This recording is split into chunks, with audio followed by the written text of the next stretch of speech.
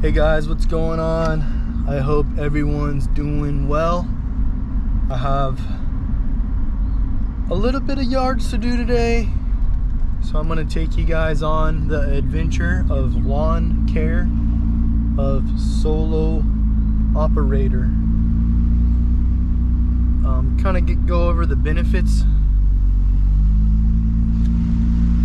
of being solo. There's quite a lot of benefits, and then I'm not saying that having employees is I'm not saying anything's wrong with having employees.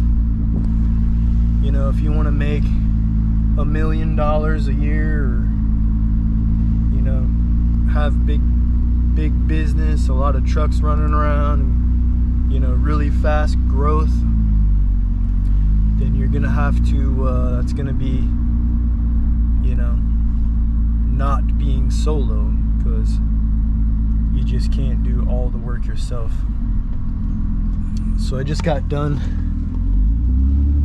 doing one lawn. This is it here. It's just the front only. You can see there's a bare patch.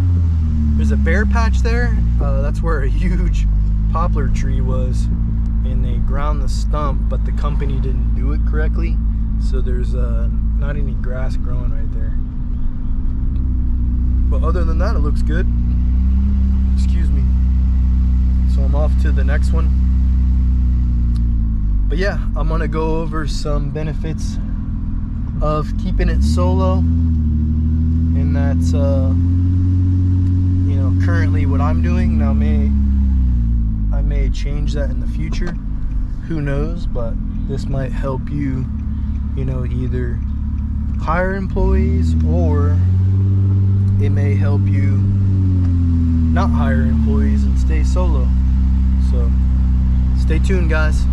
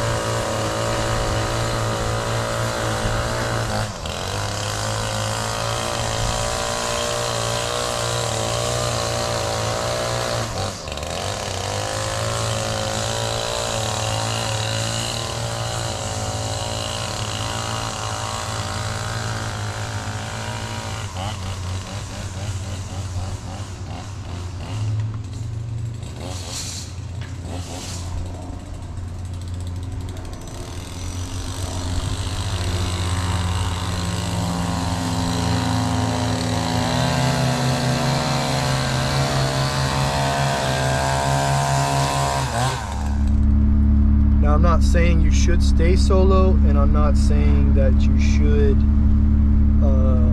hire employees, anything like that. I'm just giving you my perspective.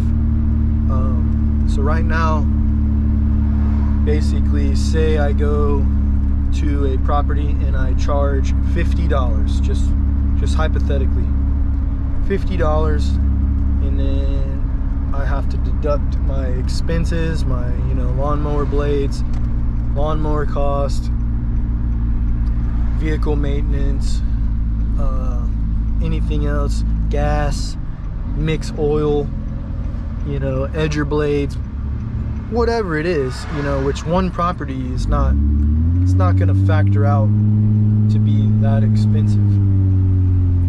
And then also too, you have to factor in, is this customer a bi-weekly or weekly? You know, so what are you getting just $100 per month, you know, from this customer, or is it $200? So that being said, you kind of gotta, it's starting to rain, guys. It's been raining here off and on so much, man. So it's kind of annoying.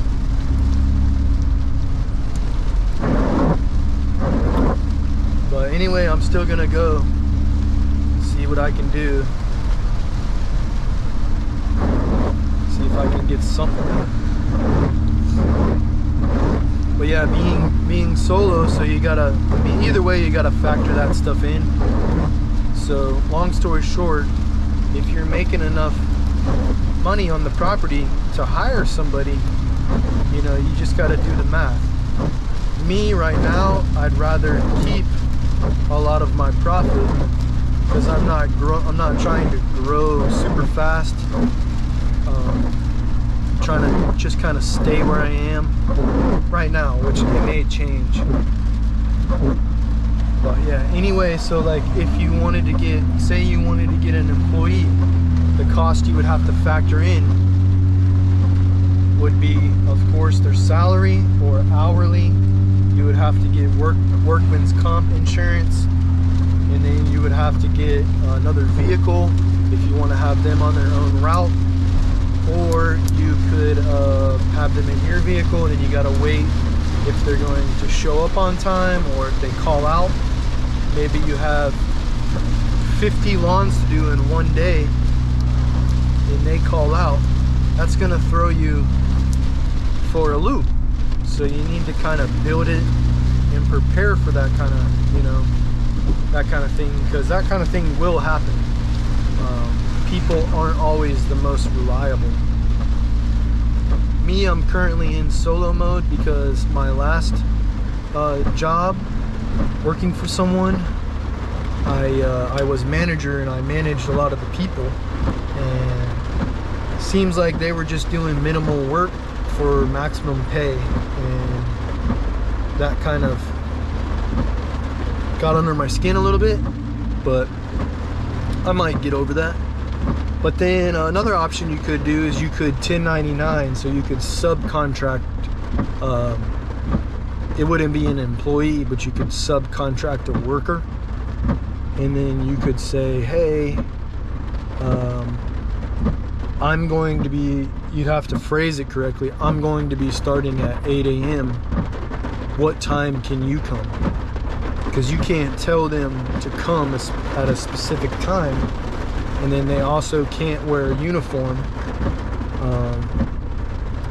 They also have to provide, I believe, their own equipment. I could be wrong, but you could always rent out your equipment to them. That's an option. And then that way you would get around, I think you could get around workman's comp. Still would be a good idea to have it, or some type of insurance for them. And then you could get around the payroll tax, which is a big chunk, but you would have to do it correctly, and you would have to look up the laws and figure out what correctly would mean for you. Also, there's a perk of working solo. You know, I can get up, I can go work 6 a.m. if I want to. I can go work, you know, 11 o'clock. I can stop and eat lunch whenever I want. I don't have to wait on anyone. I'm just waiting on myself. So, just some food for thought. There's a lot of benefits. I only need really one lawnmower, only one edger, you know, only one weed whacker. I know on the property, if stuff gets missed, that's my problem. I don't have to wait, you know, for someone. downpouring, guys. Look at this. I'm gonna pause right here. I'll be back. All right, the downpour is over, but everything is soaked. So I changed directions and I'm going to go to a property. Man, I'm spitting. I'm gonna go to a property that I can service in the rain. It's not a bad property, but they don't have a lot of turf. It's just mostly weeds and dirt. So there is some grass in some areas, but I'll go and spend some time there, do a property service, you know, mowing and whatnot, see if things are gonna dry off, and hopefully I can continue my day, because I'm trying to knock out my stuff early this week. Oh, I thought of another thing.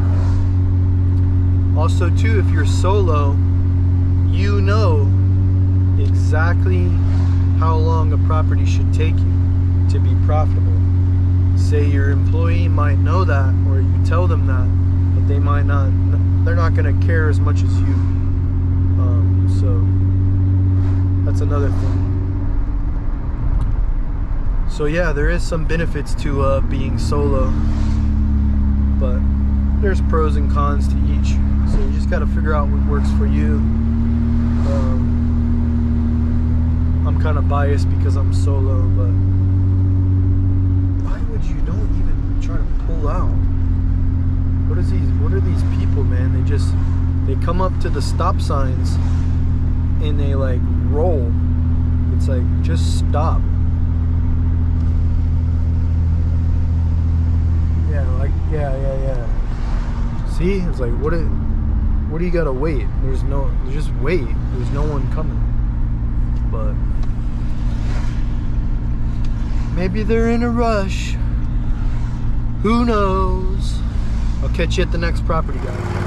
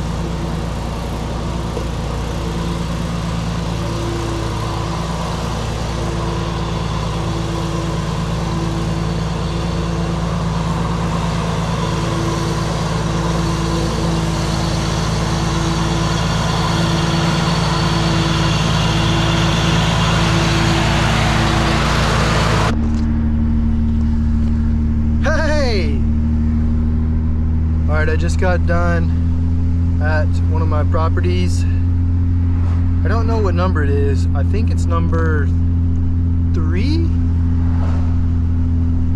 Maybe 3 or 4? I don't know. But the streets are dry, guys. So that means the lawns are drying up. That means I usually go off if the street is dry, then that usually means, unless it's been raining every day for a long, for like a week, and it's soggy, then it means I can usually go out on the properties if I'm careful. But yeah, we're on to the next one, guys. I will see you there, and I'll try to get some more footage. All right, guys, I'm ready to mow. This is actually number 4, so I thought it was going on 5, but it's really number 4. But I'll try to get some footage. This property, they don't treat the property. The backyard's ryegrass, so it's probably going to die out here in Georgia pretty soon. Also, the front is not treated, so there's a lot of natural areas. And then the customer isn't opting, or I'm waiting to hear back if they want to do their bushes, and isn't opting for bed maintenance. So we're here just to mow, edge, weed eat, and blow.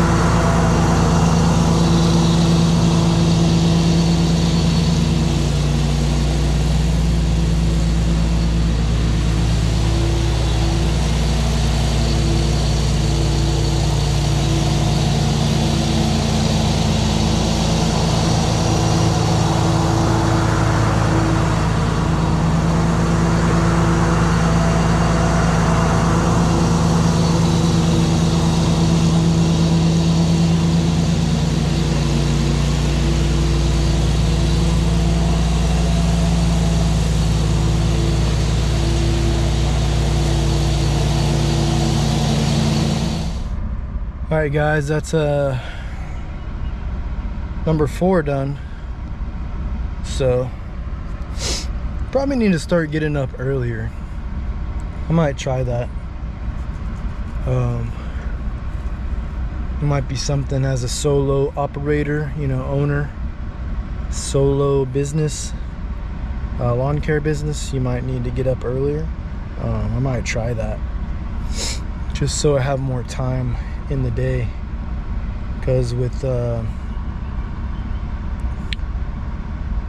do like stretching. I try to stretch in the morning, and then I eat. So maybe I can start like pre-making my breakfast or something, and then stretching at night, or stretching more quickly, and then I don't know, just brainstorming. But yeah, we're off to number 5 and 6. I think I'm gonna call it at 6, because I kind of want to spend some time with my family. And then, I mean, I always do, but and then I think my wife needs to go do a couple errands or something. But yeah, see you at the next one, guys.